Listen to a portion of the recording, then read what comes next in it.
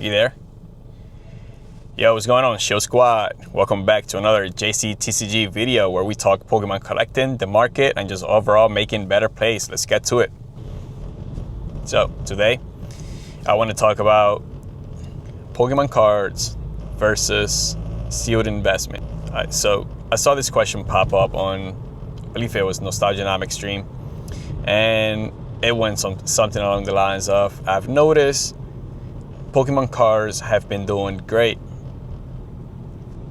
However, sealed investment has not been doing too good, right? So that ended up sparking an interesting idea within me because this is something that I've noticed, right? When I went to New Jersey Collecticon a couple of months ago, or was it last month, I noticed a lot of the vendors just had nothing but Pokemon slabs, right? There was, I noticed a lot of One Piece around the vendors too. There was plenty of vendors that had One Piece, but one thing was for sure, sealed Pokemon was not moving at all, right? I saw Brilliant Stars, I saw all the Sword and Shields, they were just not moving. And at the same time, you have cards like Prismatic Evolution's Umbreon breaking all-time highs. You have cards like Paldea Evolved Magikarp just breaking all-time highs. You have cards like ADP, right? Arceus, Dialga, and Palkia Tag Team breaking all-time highs. You had cards like Primal Groudon and Primal Kyogre just going insane. The same with Rayquaza. So you have to ask yourself first, right? Are these cards being paid for? Are these cards being shielded, right? Second, is the population of these cards already in the market, right? Do you see more of these cards coming to market? So the main argument most Pokemon investors, YouTubers, right, and everyone within this space agrees on or says is that if sealed investment is deflationary, right? So you have rip and shippers. You just simply rip products into the market, right? It's what they do.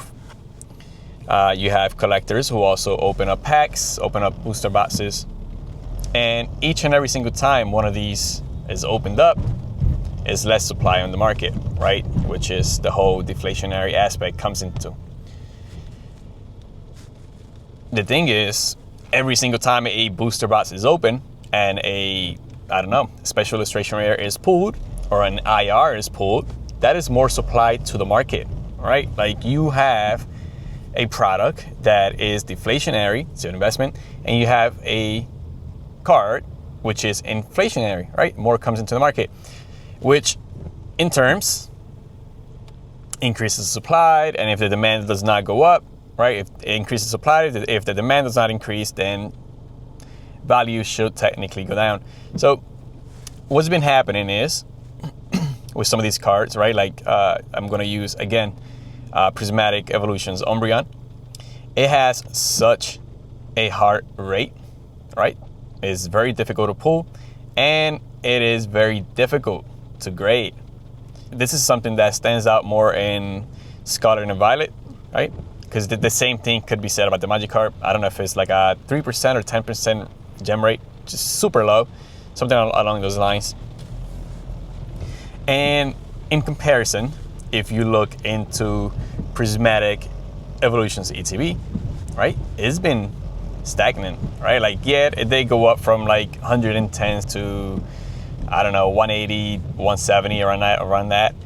But now you see it dropping while the Umbreon is making all-time highs. So I think that long term, right, we have always thought that, hey, during market crash, singles are super volatile. I'm pretty sure what's going on with PSA right now, right, them being closed, a lot of supply is probably still out there being graded. So maybe that has definitely inflated some of the prices on singles, right? We have now digital rips. They open up, they're always looking for cards, they're always looking for slabs. And that also puts a chokehold on the market.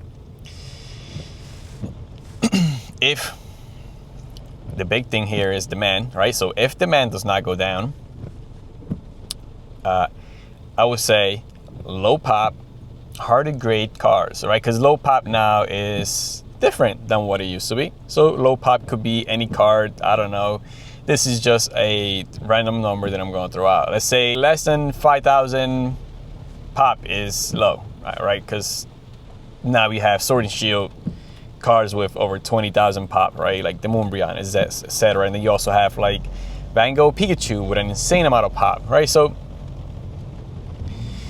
let's say that if a card is specific pop, you would also have to look at listings of that card, right? So, because what typically happens is that if a card has, I don't know, 20,000 population, right? Let's take Umbreon, for example.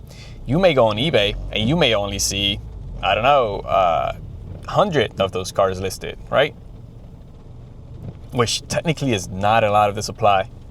So you also have to take into consideration that perhaps not every seller is going to immediately get into the market and sell 20,000 Umbreons at the same exact time, right?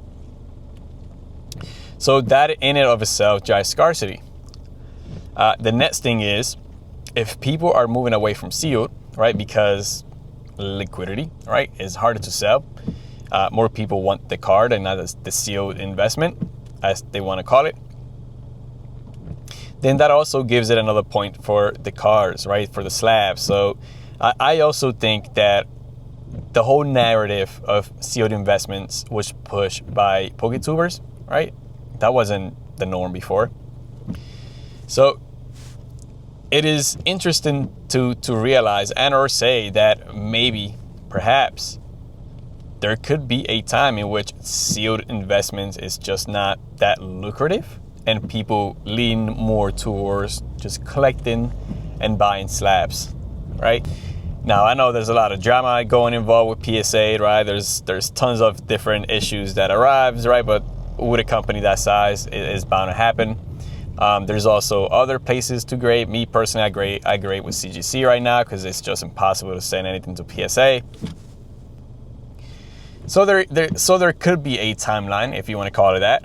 Timeline, alternate reality, whatever you want to call it, in which sealed investment is just not the way to go, and cards are, right? Because in the end, people want what's inside of the card, right? Like if you ask people, if you ask outside of your circle, people who, I don't know, invest in Pokemon, you are going to realize it is a very small niche, a group of people who actually invest in Pokemon sealed products, right? So with that being said, I think you should be open to the idea that cards could be investable, right?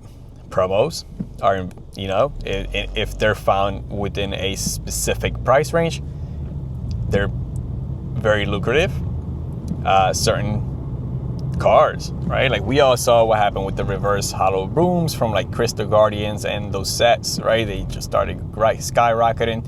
So I think with the market slowdown, I think there could be tons of opportunities to move into some of these plays.